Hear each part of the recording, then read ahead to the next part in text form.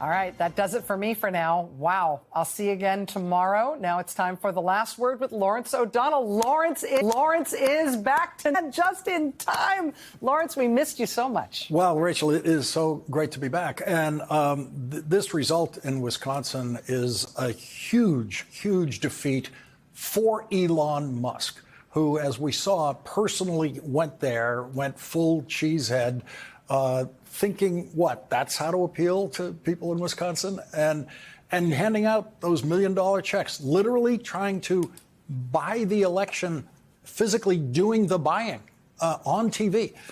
So this is just a huge setback for Elon Musk and therefore for Donald Trump.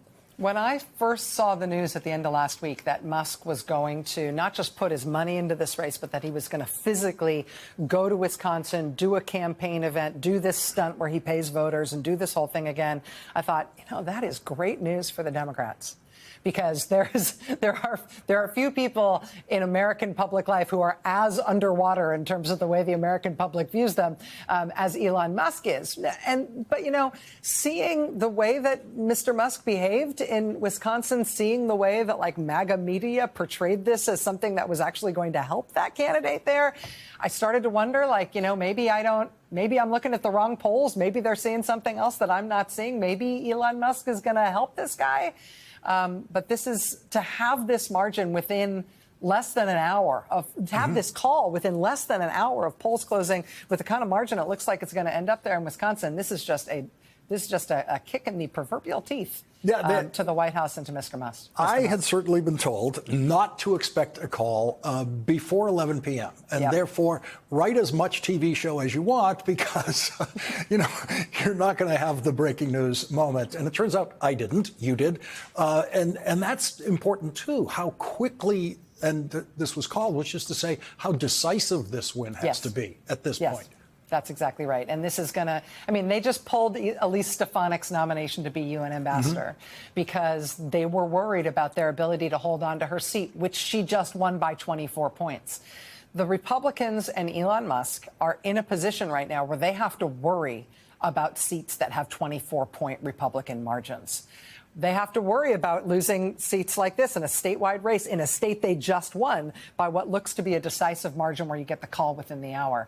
The American people are speaking in lots of different ways, but this is the first time they've really had the chance to speak at the ballot box, and it is with an exclamation point. Well, as we saw Cory Booker in those remarkable 25 hours, one of the things that sustained him, that carried him through it, was something that we've never seen before in a filibuster like this, and that was direct communication from voters while it was happening.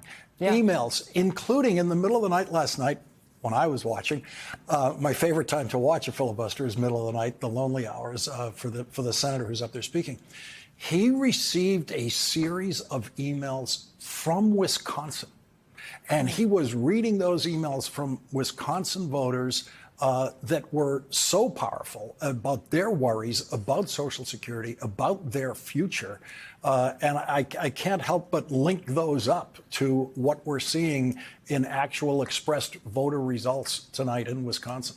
Yeah. It also strikes me, Lawrence, that, when Trump was trying to overturn the results of the 2020 election, and he had those dozens and dozens and dozens of failed pseudo-legal efforts to try to get somebody to side with him in overthrowing the election results, the place that he got closest was the Wisconsin Supreme Court. When it was under conservative control before a few years ago, when the liberals sort of took control of that court, they got real close on the Wisconsin Supreme Court to essentially nullifying the vote in Wisconsin on the basis of Trump's fake fraud claims. The idea that we would have gone through that with the Wisconsin Supreme Court in 2020, and then they would have reinstated a new MAGA majority on that court, thanks to Elon Musk coming in with tens of millions of dollars and $1 million checks for voters, promising that this guy will be a vote for Trump, will be a vote for the MAGA agenda. The counterfactual here, the idea, what we'd be talking about right now, had this race gone the other way, I think would be a really sobering and difficult national story. And instead, what we've got is people saying saying no to Trump and Musk in a very emphatic way.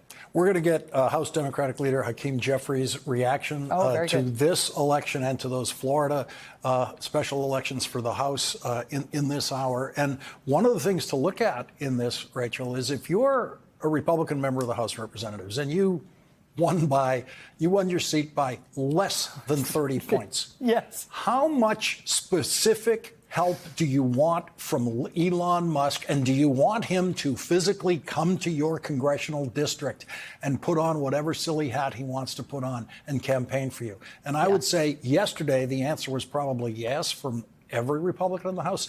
What's the answer tomorrow? Yeah, good point. Yeah, we'll see what those margins end up being in Florida compared to when Waltz was running and when Gates was running in November. But yeah, if we're now talking about their margin of safety is like a 20-point margin, that's going to change everybody's jobs. Yeah, and as we go forward here, when you think of today, I mean, today was already feeling like a turning point for me, and maybe it's my experience working in the Senate that makes me so Senate focused. But what I saw Cory Booker do in those 25 hours on the Senate floor is unlike anything I have ever seen there before. And it felt to me like, aha, here it is. Here's the Democratic voice. Here's what the opposition sounds like. That Cory Booker found that voice, delivered that voice, is that voice, and was that leader out there today. And every Democratic senator who supported him and helped him by asking questions so that he could rest his voice for a minute or two, every one of them was better on the Senate floor today because of the way Cory Booker rose to this occasion and brought them all up with him. And then you get these voter results tonight. And this date does feel like a turning point day in this year of American politics. The other reason it feels like a turning point is because you're back. And you were gone for a really long time, and that in itself sucked. But you were also gone because you had some illness, and we were all worried. And the fact that you're fine and back also feels really, really good as any of those other things, and you're never allowed to go away ever again. You know, this morning was my first morning not starting in a doctor's office in the last, 2 weeks or so. And I really got used to it. It really was okay. But I couldn't have asked for more energy delivered to this process today than Cory Booker did, and this election coverage we have tonight. And, right. and Rachel, Lawrence, I really appreciate you so much, and so much in the last couple of weeks, and your personal encouragement that you gave me. Okay, stop now. Go talk to Hakeem Jeffries. Thank you, Rachel. Goodbye. Thank you. Goodbye.